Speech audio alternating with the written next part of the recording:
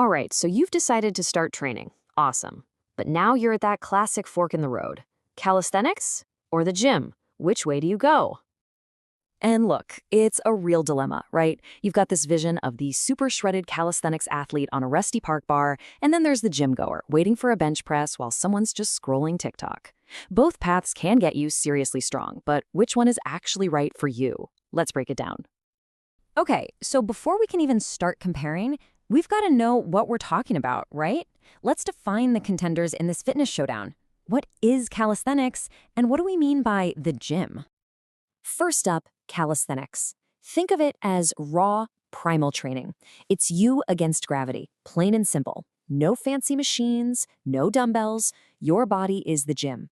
You're pushing, pulling, and learning to move your entire body as one powerful unit. Yeah, it starts with basics like push-ups and pull-ups, but once you master those, man, you unlock these insane skills like the front lever or the muscle up. And on the other side, you've got weight training, the gym life.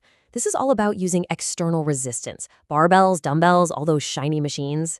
It's kind of like engineering your body. It's a super methodical process. You add 5 pounds this week, 5 more the next. You can literally watch the progress happen in a really direct, measurable way. Okay, so we know what they are, but how do you actually get started? Let's get real for a minute and talk about the practical stuff. The money and the accessibility that, let's be honest, often makes the choice for us before we even think about our first rep. And first up, the big one. Let's be real. Before we even dream about building muscle or losing fat, we've got to talk about the one thing that's on everyone's mind, your budget. And wow, the difference here could not be bigger. Calisthenics is, well, it's basically free. Your gym is your bedroom floor or the local park. I mean, gravity doesn't charge a monthly fee, right?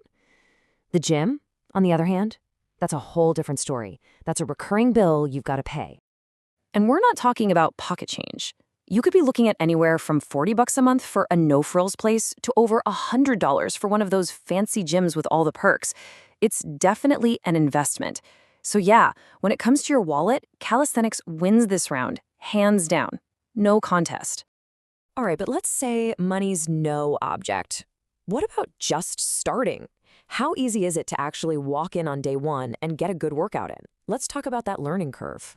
And you know what? This is where the whole thing flips on its head. With calisthenics, you're jumping in at the deep end. There is no easy mode. From your very first push-up, you're lifting your entire body weight. A lot of beginners can't even do one proper pull-up. It's like starting a video game on hard mode. The gym, though, it's a total beginner's paradise. You can start with a tiny 2-kilo dumbbell, find the lightest setting on a machine. It lets you build up strength safely and, importantly, feel that sense of progress right away. Okay, let's get to the heart of it. This might be the most important question of all. What do you actually want to get out of your training? Because your goals are going to be the biggest factor in figuring out which path is the right one for you.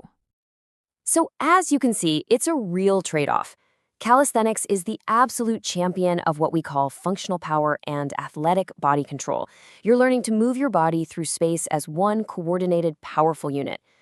But if your number one goal is just to pack on as much muscle as possible, the gym is the undisputed king, no question.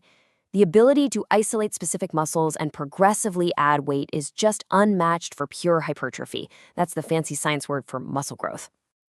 And this is especially true for your legs. Look, pistol squats are seriously impressive. They're an amazing display of skill and strength, but they're never going to build the same raw power and size as loading up a barbell and squatting double your body weight. The gym just gives you the tools to push way past the limits of what your body weight can offer. So what about fat loss? Let's be super clear about this. Your diet is like 80% of the battle here. But for the exercise part of the equation, the gym really does offer an easier on-ramp, especially if you're starting out overweight. I mean, trying to do body weight exercises like pull-ups can feel impossible at first. The gym's scalable machines and all that cardio equipment, it's just a much friendlier place to start. All right, so you've picked a path, you're getting started. But what about the long haul? What does the grind actually look like? Let's talk about progress and motivation, because how you measure your success has a huge impact on whether you'll actually stick with it. With the gym, progression is just beautifully simple. It's so linear. You can write it down in a notebook. This week you lift 100 kilos. Next week you aim for 105. Repeat. The numbers don't lie, and honestly, seeing that clear, measurable progress week after week is super motivating. Calisthenics, on the other hand, is a totally different kind of grind. You can't just add 5 pounds to your back, right? Progress here is all about mastering skills. It's about leveling up to harder and harder variations of an exercise. Just take the push-up. You might start with regular ones. Then you could work for months just to get to an archer push-up, and then maybe even longer to finally nail that one-arm push-up.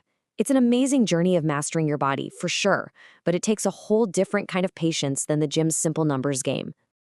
And hey, let's not forget about the vibe. With calisthenics, you have total freedom, which is great, but it also means motivation is 100% on you. The gym, though, it has this built-in atmosphere.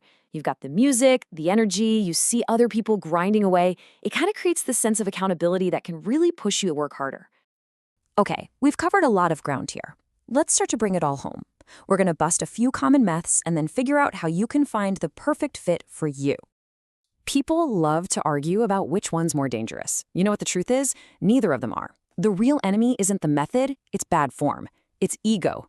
If your technique is solid, both are perfectly safe. And no, for the 100th time, weightlifting does not stunt your growth. That's a total myth. Done right, it actually boosts bone density. The real danger is your ego, period. But here's the thing, the secret a lot of people miss. This isn't an either-or choice. You don't have to pick a side. Why not get the best of both worlds? Use the gym to go heavy on your legs and build specific muscles, then use calisthenics to build that amazing body control and core strength. A hybrid approach is ridiculously effective.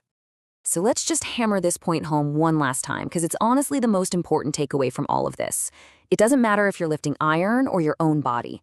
The biggest thing that can break you isn't the exercise, it's your ego. Train smart, be patient, and always, always put good form first. So, after all that, what's the verdict? Calisthenics or the gym? Well, here's the truth. The best workout in the world isn't on this screen. It's not about which one is technically superior. It's about the one you will actually show up and do, day in and day out. So the real question isn't for me, it's for you.